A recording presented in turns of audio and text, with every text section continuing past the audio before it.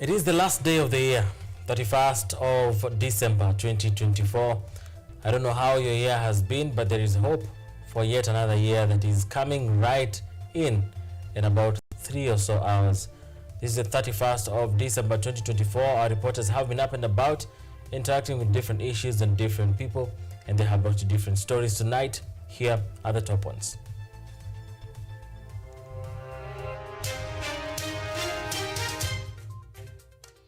Mtata and 22 others arrested during the anti-abduction protest released.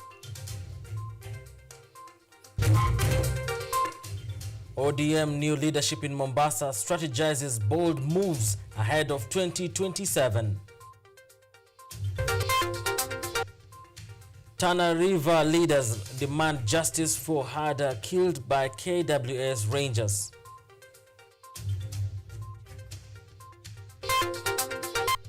And over 31,000 vulnerable households to benefit from free health insurance coverage in Murang'a.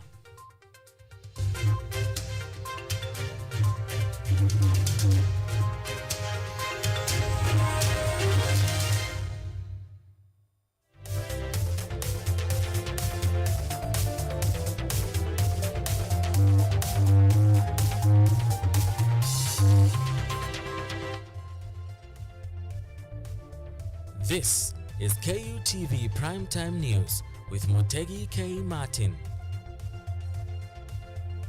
And Lucy Kiaria is with us in the sign language interpretation tonight. Welcome to the broadcast.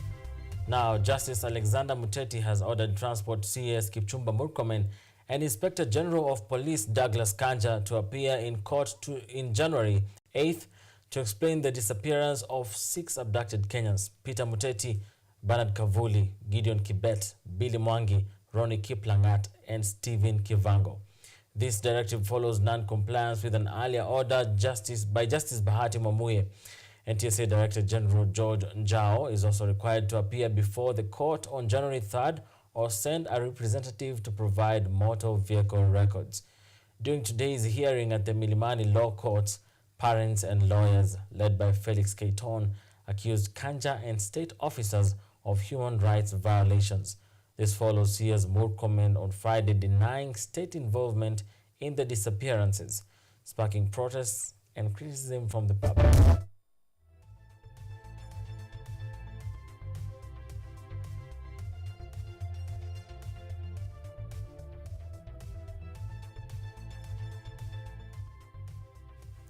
And Busia Senator Okiya Mtata and 22 others who were arrested yesterday during protests against alleged enforced abductions in Nairobi have been released on cash bail of 1,000 Kenya shillings each after a tense court session.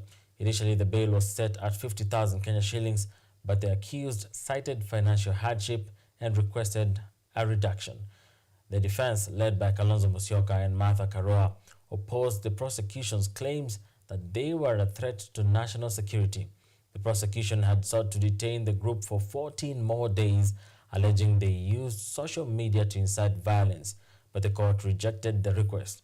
In a show of solidarity for the new year, the Law Society of Kenya LSK pledged to pay their bail. The accused are expected to return to court on January 21st, while their phones remain in police custody as evidence for ongoing investigations.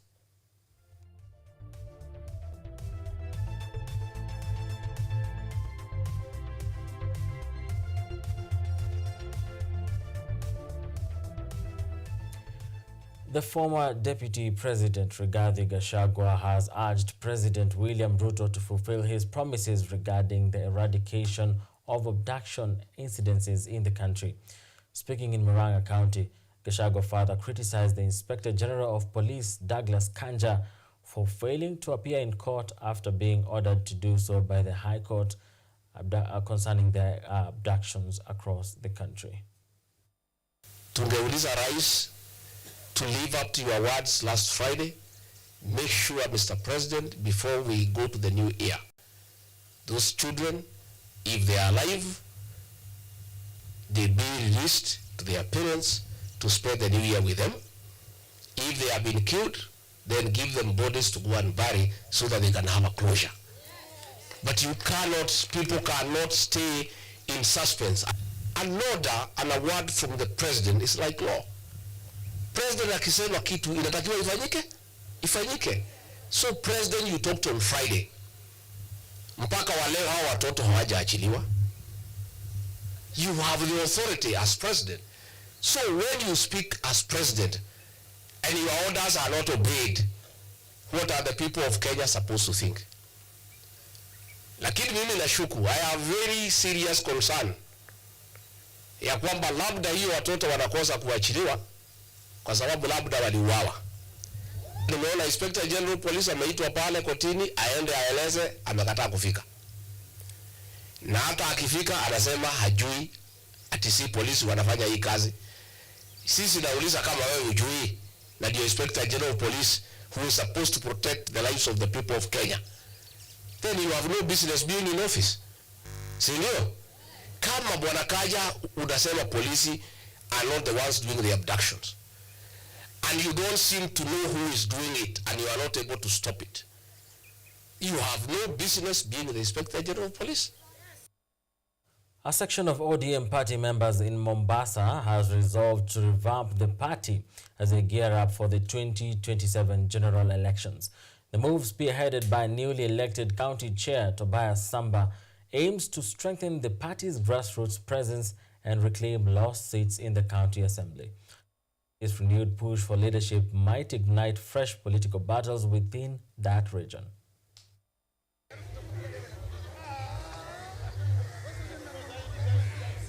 ODM party members in Mombasa, led by Tobias Samba, the newly elected county chair, have pledged to revitalize the party ahead of the 2027 general elections. Speaking at Thanksgiving and end-year partying at Little Theatre Club in Baraki, Samba outlined his strategy to re-energize the party and ensure ODM wins all county assembly seats in Mombasa. 2025 siasa itakuwa imeanza. ODM ilipata kura viti 24, ikosa viti 6. Hizo viti 6 tunataka this time round ODM scoop the 30 kama vile tulifanya 2013. Tunataka tuchukue viti zote, hizo ni za ODM. The team plans to open offices in all sub-counties and wards, with a new county office scheduled to launch in January. Party members, including Geoffrey Ngonde and Richard Abuya, emphasize the need for solid leadership and youth inclusion to strengthen ODM. Chama itakuwa bora ikiwa na uongozi thabiti. Kwani shida ambazo tumekuwa tukiona awali, ambapo unapata kwamba mwanasiasa amefanya siasa yake, ameshinda, ananyimwa cheti. Hiyo ndio shida ambayo tunasema tunataka tuibadilishe, tuiangamize kabisa. That telling youths of Mombasa and Kenya at large tujitokeze na youths pia wachukue kura. This time we must change the narrative. It is the time for youth to lead this country. Youth leader Philemon Ogunda echoed these sentiments, stressing the importance of fresh strategies and involvement of younger generations in decision-making processes. The party has taken the direct dimension. They have started to involve the millennials in the party affairs, and with the Gen Zs, we have hope that the way that they are narrowing down the gap, tutafikiwa. Tulikuwa na uchaguzi wa grassroots, it was not easy. Tulikuwa na changamoto nyingi, lakini kwa kuwa tuna imani na watu, ama watu wana imani na sisi ambao ni team fresh, team Samba vile tunajiita hapa Mombasa, watu walisema ya kwamba wanataka mabadiliko, na kupitia changamoto nyingi uchaguzi ukafaulu na tukachukua ofisi. Despite challenges during the November grassroots elections, members remain optimistic about their team fresh initiative under Samba's leadership. As plans unfold, the ODM party in Mombasa is positioning itself for a stronger showing in the next electoral cycle. Brenda Nyongesa, KUTV. A day after the burial of Isaac Jarsodelo, a herder who was allegedly killed by KWS ranger at his home, a section of Tana River County leaders are calling for justice for the family of the deceased. According to the family, KWS officers stormed the homestead demanding for goats as gifts. When Delo refused, he was allegedly shot multiple times in front of his family members. These details are, however, not similar to those released by the service.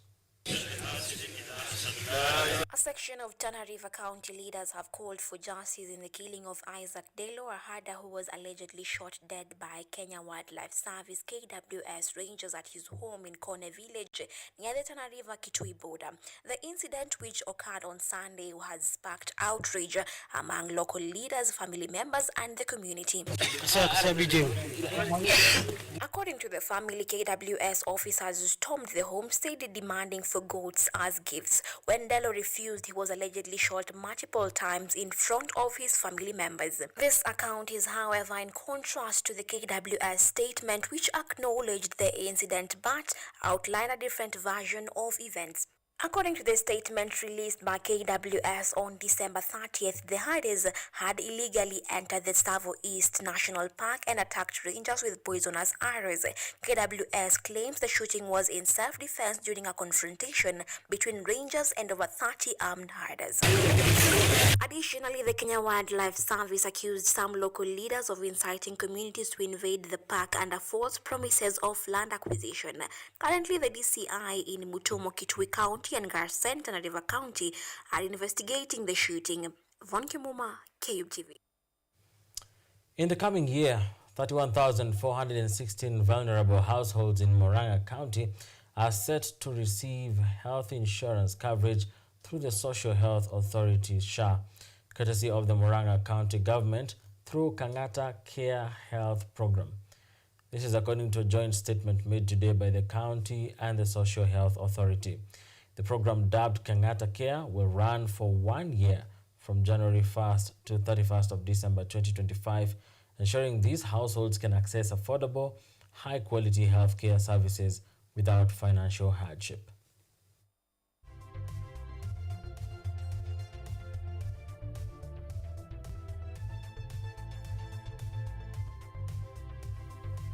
All right, time for us to take a short break here on KUTV Primetime News. We'll be back in just about a bit. Stay here.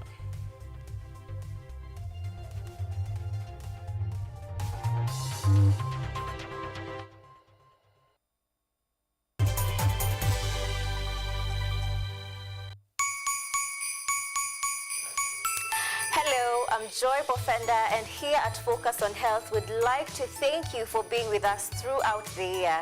We urge you not to drink and drive and celebrate responsibly with your loved ones. We wish you a Merry Christmas and Happy New Year, and until next year, stay safe and stay healthy.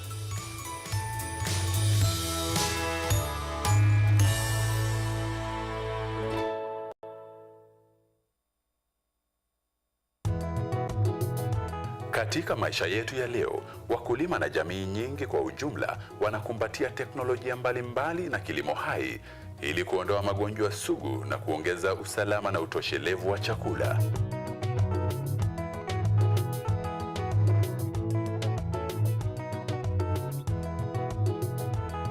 Mbolea asili imepunguza asidi kwenye udongo na kuongeza mavuno chungu nzima.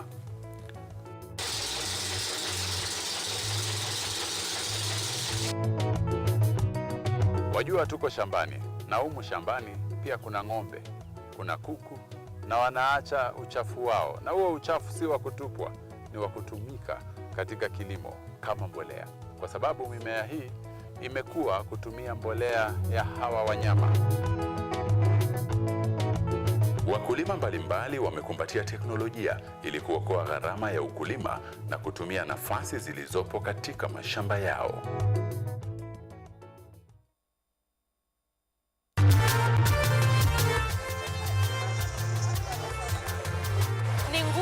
Na uso wa jamii. Kupanda shuka akawa tuzo, ukakamavu wake ukatii na kumfanya mwenye bidii. Kwa machozi na makeke akabaini jinsi ya kuweni. Huyu ni mwanamke ngangari kwa jinsi alivyo ng'ari.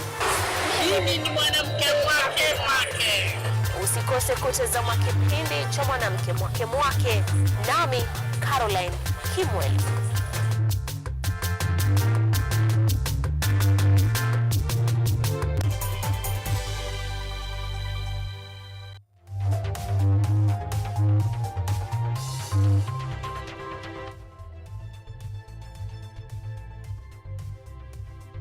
are watching KUTV Primetime News with Mutegi K. Martin. Welcome back. Lucy and I are back to inform you on what's happening in your country and beyond our borders. Remember, this live broadcast is also streaming live on YouTube at KUTV News Kenya. And of course, we are having conversations at KUTV_Kenya on X. Now, the Member of Parliament for Teso North, Oku Kaunya, and the Chief Executive Officer of the Narcotics and the Alcoholic Drugs Authority, NACADA, Anthony Omerikwa, have urged scholars from Teso to give back to the community by coming forward to assist students in the area who need financial support for education and job opportunities. Speaking to students from various colleges in Teso North at the Kochola Medical College in the Teso North sub-county, the two also challenged students from the region to carefully choose their academic paths and not rely solely on employment after completing their studies. That we want to get rid of poverty in Teso through education is still valid today, and I think by the end of this session, ikimaliza hii term ya second term, tutakuwa tumeifikia maybe 70-80%. Now, the United Nations says the HIV/AIDS epidemic could be ended by 2030. But patients need to follow their treatment plans to keep the virus in check, and games could help, as Zahir Kasim reports from Johannesburg. Let's play a game where we learn about our health. This is my body, né? It's strong, there's no HIV, no infection, no nothing. This is my actions. Let's play a game where we learn about our health. This is my body, né? It's strong, there's no HIV, no infection, no nothing. This is my white blood cell. The white blood cell walks into the circle and flexes his muscle. But when HIV steps in, he is bound at the hands and cannot fight infections until antiretroviral drugs come to free him. It looks like a play, but I found it very serious because now I know now what is the difference between a virus and its causes. This program is run by the Networking HIV and AIDS Community of Southern Africa.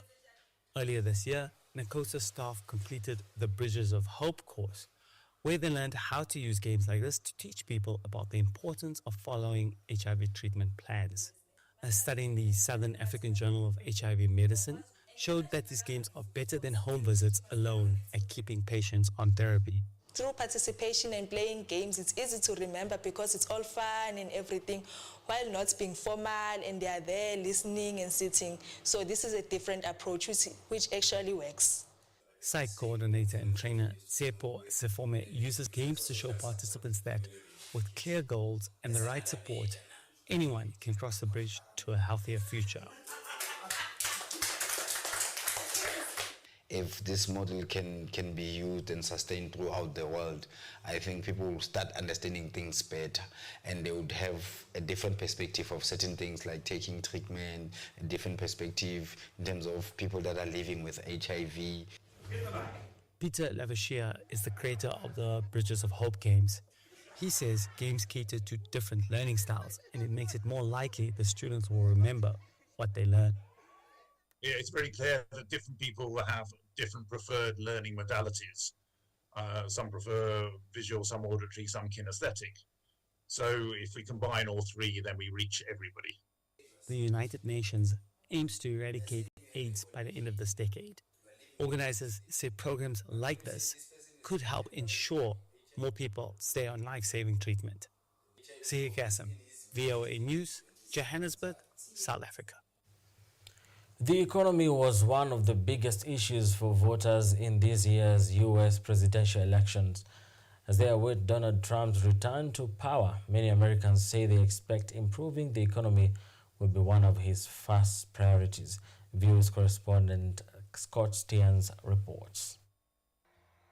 Donald Trump's campaign focus on the economy carried through to his victory speech. I will not rest until we have delivered the strong, safe, and prosperous America that our children deserve and that you deserve. A majority of voters said the economy and jobs were the most important issues in this election, says pollster Ashley Kierzinger. With so many voters focusing on the economy, AP Vocast finds that the share of voters who say that their household's family finances are falling behind has increased from 4 years ago. And on the economy, Kierzinger says, more people chose Trump. An overwhelming message from voters heard clearly on the losing side as well. Hakeem Jeffries leads Democrats in the House of Representatives. They want us to focus on the issues that matter and to come together to solve problems for hardworking American taxpayers, beginning with lowering costs for everyday Americans struggling to live paycheck to paycheck. In New Mexico, Judy Evans says she chose Trump because prices are too high. Inflation has certainly affected me. My grocery bill has doubled in the last 2 years. My electricity and that sort of thing has gone up quite a bit. In North Carolina, Aaron Anderson admires Trump's record on the economy. Trump, he's going to get it fixed for us. It was running good when he was in here before, and get it back on track again. Voter Charles Boudreau expects fast action from the new administration. Or they'll have less regulations. They'll be spending more in their particular areas. People that'll have more money will spend more money in their particular areas. Gas prices will go down. U.S. consumers may not see such quick change, says finance professor Michael Weber. At the end of the day, a president in the short run, independent of who is in the White House, has very little grasp on economic policy in the very short run, but also in specifically on grocery prices, the price at the shelf we face in our daily lives. Trump's economic plans include more oil drilling, lower taxes, and import tariffs, which most economists believe will result in higher prices for American consumers. Scott Stearns, VOA News. Time for us to take another short break right here on KUTV Primetime News tonight. We'll be back in just a bit with sports news.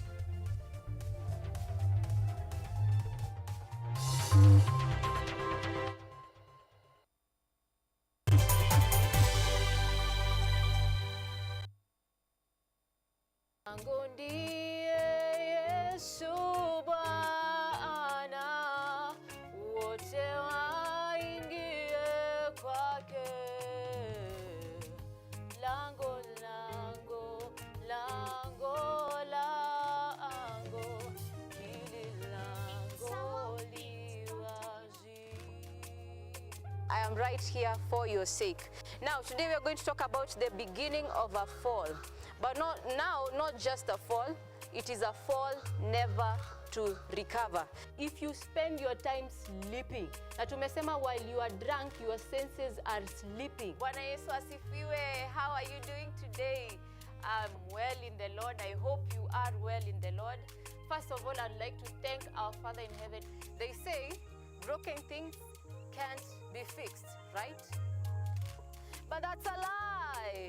Genesis chapter 3 verses 8. That evening they heard the Lord God walking in the garden, and they hid from him among the trees. But the Lord God called to the man, "Where are you?" For God so loved the world that he gave his only begotten Son, that whomever believes in him should not perish but have everlasting life. Catch me right here only on KUTV every single Sunday. From the hospital corridors, we bring you experts to discuss issues affecting your health, from diet to mental health. The familiar and the ignored are both put into perspective. We then dive into the environment and look at the effects of climate change and its solutions. Join me, Mutegi K. Martin, every Friday at 9 p.m. as we learn on how to better our health while taking care of our environment. Only on KUTV.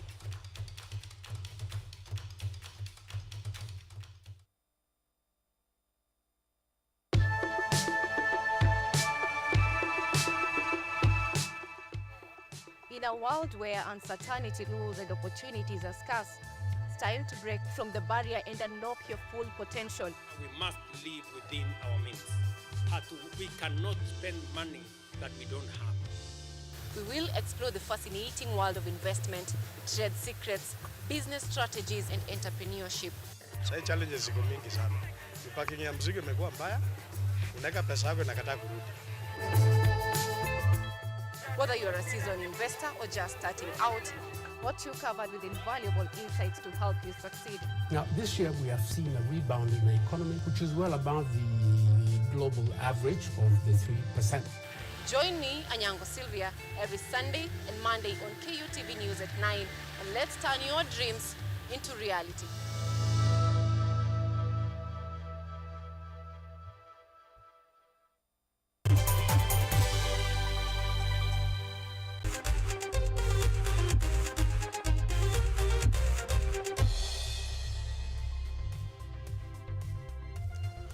Welcome back, and let's dive into sports news.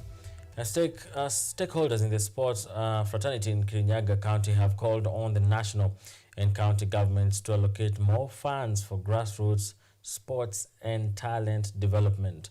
Led by James Bundi, they lamented the neglect of the sports sector, citing inadequate funding and dilapidated facilities that hinder youth talent growth.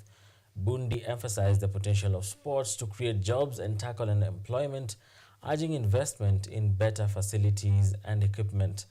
Youth also appealed for supports with items such as balls, uniforms, and technical guidance.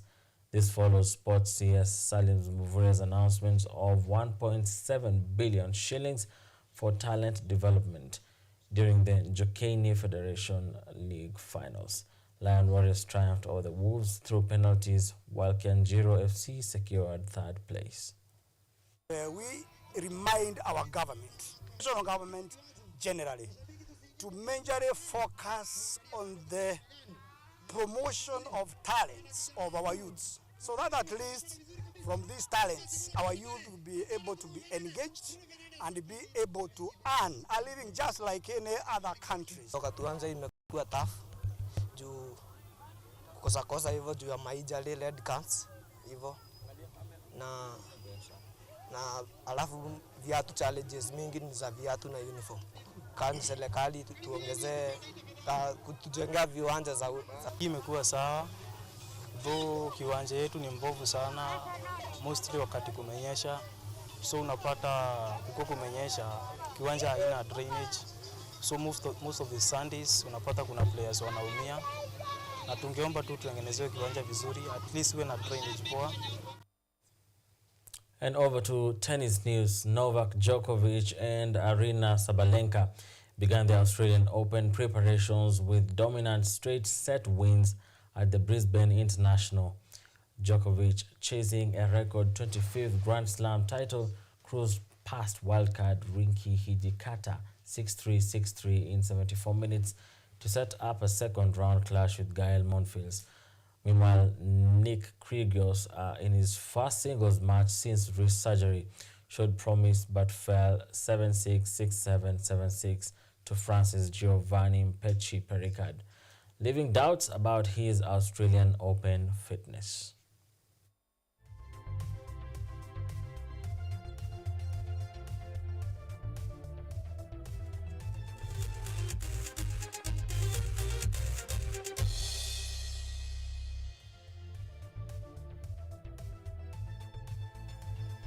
We've come to the end of the bulletin tonight, and we have come to the end of the year 2024.